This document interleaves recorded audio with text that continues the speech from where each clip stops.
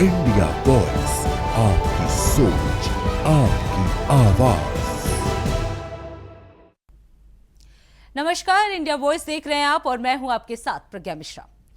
सनातन धर्म में अहंकार की कोई जगह नहीं होती। मृदुल वाणी, सेवा भाव ही सब कुछ होता है। स्वामी अविमुक्तेश्वरानंद और उनके अनुयायियों का अहंकार ऐसा है कि लोग आश्चर्य कर रहे हैं कि सनातन के मानने वाले संत की ऐसी सोच कैसे हो सकती है। स्वामी अविमुक्तेश्वरानंद पीएम मोदी और सीएम योगी आदित्यनाथ को सनातन विरोधी कहते हैं। आपको बता दें, स्वामी अविमुक्तेश्वरानंद अपने को शंकराचार्य कहते हैं, जबकि इस मामले पर केस चल रहा है। आज प्रयागराज पुलिस ने शंकराचार्य होने का प्रमाण मांगा है। वहीं स्वामी अविमुक्तेश्वरानंद संत कम राजनीतिक व्यक्ति ज्यादा लगते हैं। वो बनारस हिंदू यूनिवर्सिटी में छात्र संघ की राजनीति भी कर चुके हैं। आपको बता दें, माघ मेले में सिर्फ उनकी पालकी को प्रशासन ने गंगा के तट पर नहीं जाने दिया। इसके लिए वो अपनी प्रतिष्ठा का सवाल बनाकर धरने और अनशन पर बैठ गए। इस कदम के बाद कई संतों और धार्मिक समाज के लोगों ने स्वामी पर संत का अहंकार होने का आरोप भी लगा दिया। आलोचकों का कहना है कि स्वामी अपने पद और धार्मिक शीर्षक का प्रयोग स्वयं को श्रेष्ठ दिखाने और विवादित बयान देने के लिए कर रहे हैं। स्वामी अविमुक्तेश्वरानंद पहले भी कई विवादास्पद बयान दे चुके हैं। पहलगाम नरसंहार में संत ने कहा था, सरकार को कैसे पता चला कि वो आतंकवादी पाकिस्तान से ही आए थे। इसी तरह सीएम योगी आदित्यनाथ के कुंभ मेला में उन्होंने तंज कसा था। माघ मेला में कई और भी साधु संत आए थे, पर ऐसा बवाल किसी ने भी नहीं किया। राम मंदिर की प्राण प्रतिष्ठा के समय पर भी सवाल उठाए गए थे कि अधूरे मंदिर का प्राण प्रतिष्ठा नहीं हो, जिसको विपक्षी दलों ने भी मुद्दा बनाया था और पीएम मोदी को घेरने की कोशिश की गई थी। अब बात संत के प्रशासन ने नियत की जगह पालकी से नहीं जाने की सलाह दी थी, क्योंकि भगदड़ मचने की संभावना थी। कोई हादसा हो सकता था, पर संत ने इसे अपने प्रतिष्ठा का विषय बना लिया। संत प्रशासन की मजबूरी समझते तो ये विवाद नहीं होता। जानकारी के मुताबिक मेला प्राधिकरण ने सुरक्षा और भीड़ नियंत्रण की वजह से स्वामी के धर्म रथ को रोक दिया था।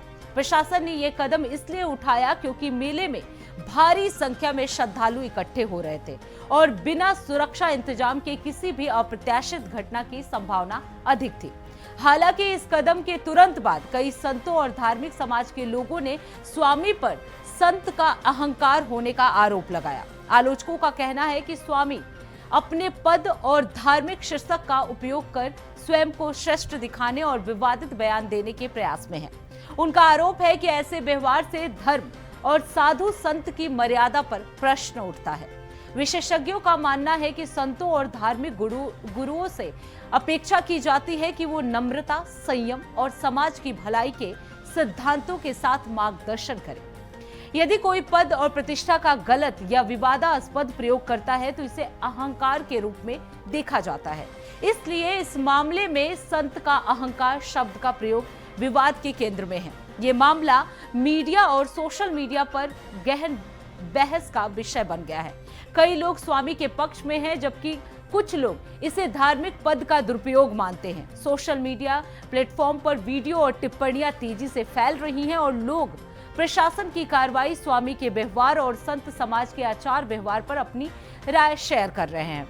मेला प्राधिकरण और प्रशासन फिलहाल शांतिपूर्ण समाधान की कोशिश कर रहे हैं ताकि माघ मेले का आयोजन व्यवस्थित और सुरक्षित तरीके से पूरा किया जा सके। प्रशासन ने इसे लेकर कहा कि सुरक्षा और भीड़ नियंत्रण सबसे प्राथमिक है और किसी भी तरह की अप्रिय घटना से बचने के लिए कदम उठाना बेहद आवश्यक है।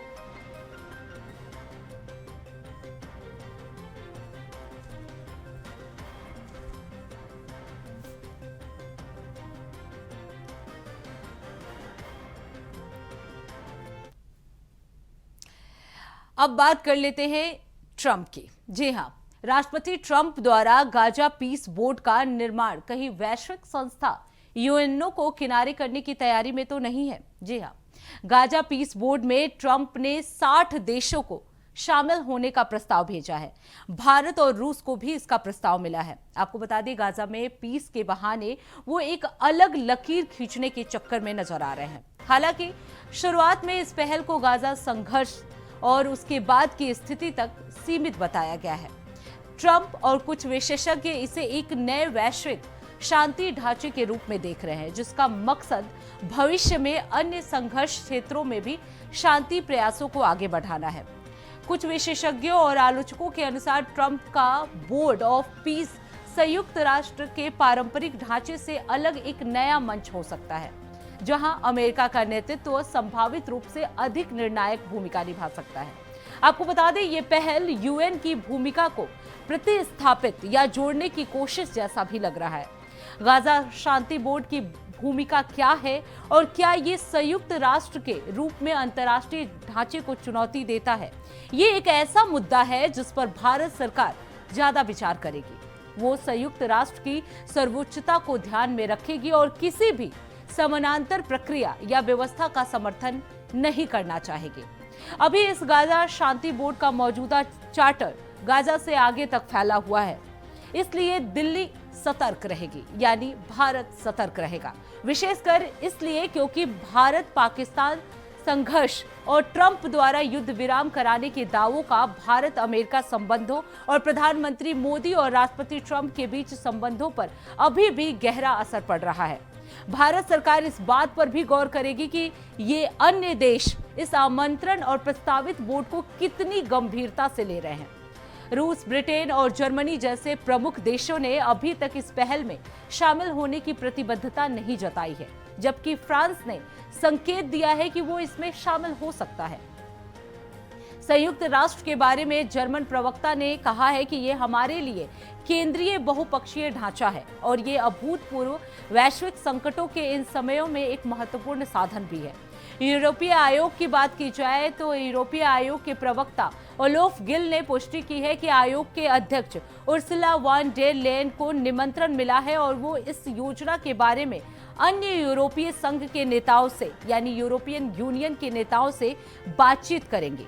गिल ने ये नहीं बताया कि निमंत्रण स्वीकार किया गया है या नहीं, लेकिन उन्होंने कहा कि आयोग गाजा संघर्ष को समाप्त करने के लिए एक व्यापक योजना में योगदान देना चाहेगा। इजरायली प्रधानमंत्री बेंजामिन नेतन्याहू की अगर बात की जाए तो उनके कार्यालय से भी समिति का गठन इजरायली सरकार के समन्वय के बिना किया गया था और ये उसकी नीति के विपरीत है, उन्होंने साफ तौर पर यह कहा है। हालांकि उन्होंने इस पर अपनी आपत्तियों को स्पष्ट नहीं किया है। क्षेत्रीय प्रतिद्वंदी तुर्की के विपरीत इजरायल को समिति में शामिल होने के लिए आमंत्रित नहीं किया गया है। अब तक भारत ने इन देशों की प्रतिक्रियाएं देखी और उनका मानना है कि कोई भी निर्णय अपने करीबी साझेदारों के साथ कोऑर्डिनेशन के बाद ही लिया जाना चाहिए। भारत के भीतर ये धारणा पाकिस्तान के शामिल होने से भारत के लिए बोर्ड से बाहर रहना मुश्किल हो जाता है।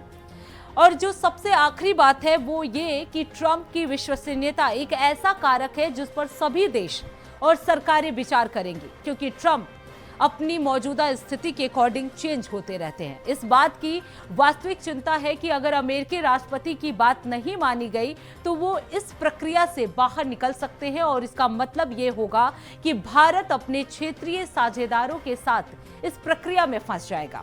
इसके अलावा ट्रंप का कार्यकाल समाप्त होने के बाद बोर्ड का क्या होगा, ये भी एक विचारणीय प्रश्न है। सूत्रों के अनुसार भारत जल्दबाजी में कोई भी निर्णय नहीं लेगा।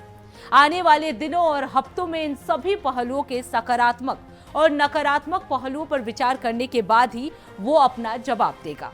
बोर्ड को गाजा के प्रशासन, नागरिक सेवा, बुनियादी ढांचे और शांति को सुनिश्चित करने के लिए बनाया गया है।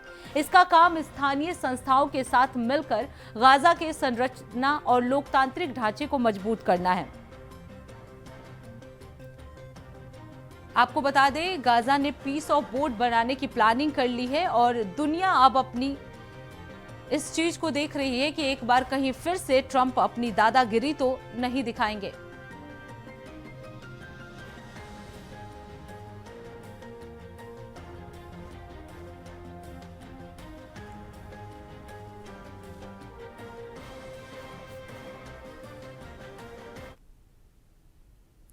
अब बात कर लेते हैं ममता बनर्जी के डर को लेकर। जी हां, 3 फरवरी के पहले ही बंगाल में एक रैली के दौरान ममता बनर्जी हर हर महादेव, रक्षा करो महादेव की आवाज दे रही है। सत्ता जाने के डर से मुस्लिम परस्त माता ममता अब भगवान को याद कर रही हैं। जी हां, सुप्रीम कोर्ट के जज से भी वो रक्षा करने की गुहार लगा रही हैं। ममता बनर्जी को हिंदुओं के एकजुट होने से भी डर लगने लगा है। वो हिंदुओं के देवताओं की परिक्रमा कर रही हैं। आपको बता दें, हाल ही में दुर्गा मंदिर के निर्माण की आधारशिला रखी गई। सुप्रीम कोर्ट में पासा उल्टा पड़ जाने के कारण और भी ममता बनर्जी जो है वो डर गई हैं। उनको लगता है कि इस बार वो ना घर की ना घाट की रही। मुस्लिम मतदाताओं का वो ध्रुवीकरण करने में भी असफल रही। उनके ही पार्टी के निलंबित विधायक कबीर ने बाबरी मस्जिद के निर्माण की बात कर मुस्लिमों को अपने ओर करने की कोशिश कर रहे हैं। वहीं AIMIM ओवैसी की मुस्लिमों के एक नेता के रूप में तेजी से उभर रहे हैं। वो भी इस बार बंगाल में अपनी पार्टी का दाव आजमाने वाले हैं। आपको बता दें, ममता का दर्द अब ये छलक रहा है कि SIR के मामले में उनका उल्टा दाव पड़ गया है। बीजेपी ममता को घुसपैठियों का समर्थक बता रही है। आपको बता दें, पश्चिम बंगाल की मुख्यमंत्री ममता बनर्जी के एक बयान ने एक बार फिर से सियासी और धार्मिक बहस को हवा दे दी है। एक सार्वजनिक कार्यक्रम के दौरान ममता बनर्जी ने कहा कि महादेव रक्षा करो। उनके इस बयान के बाद राजनीतिक गलियारों में तीखी प्रतिक्रियाएं भी देखने को मिल रही है। तृणमूल कांग्रेस का कहना है कि अगर ये बयान किसी राजनीतिक उद्देश्य से नहीं तो बल्कि देश में नफरत, हिंसा और अशांति के माहौल के खिलाफ एक भावनात्मक और आध्यात्मिक अपील है। पार्टी के मुताबिक भगवान शिव को शांति और न्याय के प्रतीक के रूप में याद किया गया है। वहीं बीजेपी ने इस बयान पर कड़ा हमला बोला है। बीजेपी नेताओं का आरोप है कि ममता बनर्जी चुनावी माहौल में धार्मिक प्रतीकों का सहारा लेकर अपनी राजनीति चमकाने की कोशिश कर रही हैं। उनका कहना है कि एक ओर तुष्टीकरण की राजनीति तो दूसरी ओर हिंदू आस्था की बातें करना राजनीतिक पाखंड है। विशेषज्ञों का मानना है कि आज की राजनीति में धर्म और आस्था को बार बार राजनीतिक मंचों पर लाया जा रहा है, जिससे ये बयान विवाद का रूप ले लेता है। फिलहाल महादेव रक्षा करो बयान पर बहस जारी है और ये मुद्दा सोशल मीडिया से लेकर राजनीतिक मंचों तक चर्चा का विषय बना हुआ है।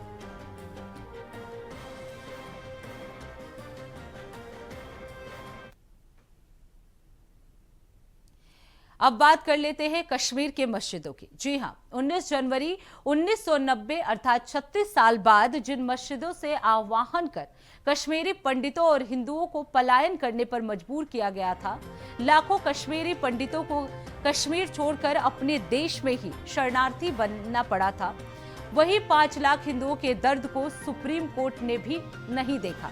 पुराना मामला कर इस मामले को खारिज कर दिया गया। धारा 370 हटने के बाद केंद्र सरकार कश्मीर में दखल दे पा रही है। इसके पहले उसके निर्देशों को कूड़े में राज्य सरकार फेंक देती थी। यही महबूबा मुफ्ती और उमर अब्दुल्ला केंद्र के साथ नाफरमानी करते हुए नजर आते थे। आज के केंद्रीय योजनाओं को सभी कश्मीर वासियों को लाभ मिल रहा है।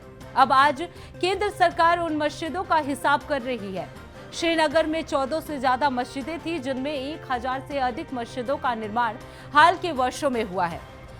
हाल के लाल किला विस्फोट के तार बडगाम से जुड़ा हुआ है। आए दिन आतंकी गतिविधियां के तार भी कश्मीर के मस्जिदों से जुड़ रहे हैं।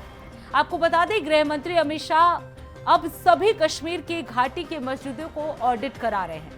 कितना मस्जिद निर्माण में फंड लगना चाहिए, कितना फंड चलाने में खर्च होना चाहिए और कहां से ये फंड आया है, इन सभी मुद्दों पर गृह मंत्री अमित शाह जो है ऑडिट करा रहे हैं। आपको बता दें, जम्मू कश्मीर पुलिस ने सभी मस्जिदों का सर्वे भी अब शुरू कर दिया है। इस सर्वे में मस्जिदों की गिनती के साथ साथ उनसे जुड़े लोगों के बारे में भी जानकारी ली जा रही है। संबंधित मस्जिद प्रबंधन समितियों के सदस्यों, मौलवियों का भी ब्यौरा लगातार जुटाया जा रहा है। कश्मीर में इस बात को लेकर भी काफी प्रतिक्रियाएं आ रही हैं। आपको बता दें, पूर्व मुख्यमंत्री महबूबा मुफ्ती का कहना है कि ये मुस्लिमों के साथ ज्यादती हो रही है। मंदिरों और गुरुद्वारों का भी ऑडिट कराना चाहिए। मैडम महबूबा मुफ्ती, आपको मालूम होना चाहिए कि किसी आतंकवादियों के तार मंदिर और गुरुद्वारों से नहीं जुड़ते, बल्कि हर आतंकवादी गतिविधियां जो है वो मस्जिद से जुड़ जाते हैं। आम लोगों का कहना है कि ये बहुत अच्छी बात है कि अब कश्मीर में नहीं, पूरे हिंदुस्तान में मस्जिदों का ऑडिट होना चाहिए।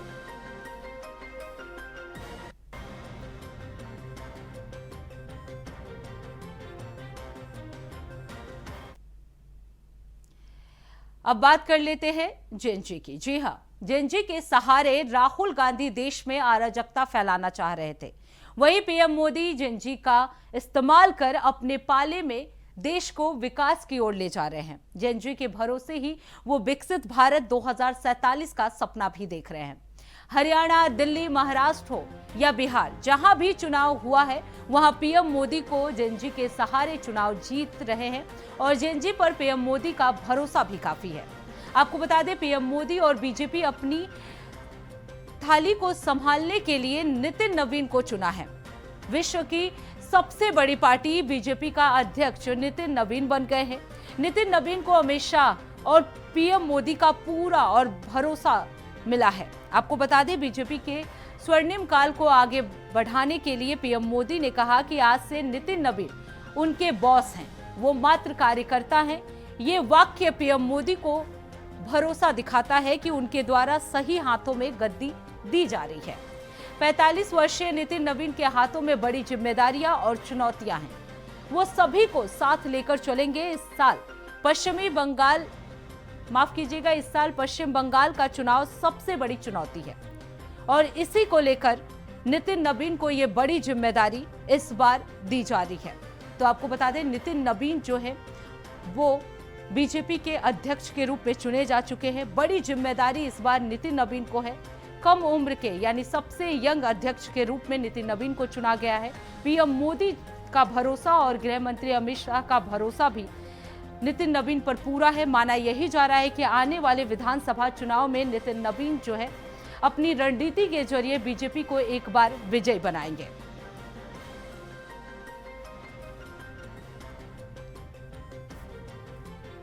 तो आपको बता दें, इस बार बड़ी जिम्मेदारी नितिन नवीन को दिया गया है। आज पूरे उत्साह के साथ ये पल देखने को मिला पूरे बीजेपी कार्यकर्ताओं को, जहां नितिन नवीन को अध्यक्ष बनाया गया। पीएम मोदी ने अपना भरोसा जो है नितिन नवीन पर जताया है। उनका कहना है कि एक यंग लीडर जो है वो नई सोच के साथ आता है और नई जनरेशन को अपने साथ लेकर चलता है। तो आने वाले विधानसभा चुनाव, चाहे वो पश्चिम बंगाल के विधानसभा चुनाव की बात हो या यूपी के विधानसभा चुनाव की बात हो, जिन जिन राज्यों में विधानसभा चुनाव होने वाले हैं उन सबकी जिम्मेदारी अब नितिन नवीन पर आ चुकी है। प्रधानमंत्री मोदी और गृह मंत्री अमित शाह ने उन पर भरोसा जताया है। अब देखना यह होगा कि किस तरह से नितिन नवीन जो है इनके भरोसे पर खड़े उतरते हैं, किस तरह से वो अपनी रणनीति बनाते हैं और बीजेपी को आने वाले विधानसभा चुनाव में विजयी बनाते हैं। तो सबसे यंग लीडर के रूप में उभरकर सामने आ रहे हैं नितिन नवीन। तो इसी के साथ इस खास कार्यक्रम में बस इतना ही। देश दुनिया की तमाम बड़ी खबरों के लिए देखते रहिए इंडिया वॉइस। तब तक के लिए नमस्कार।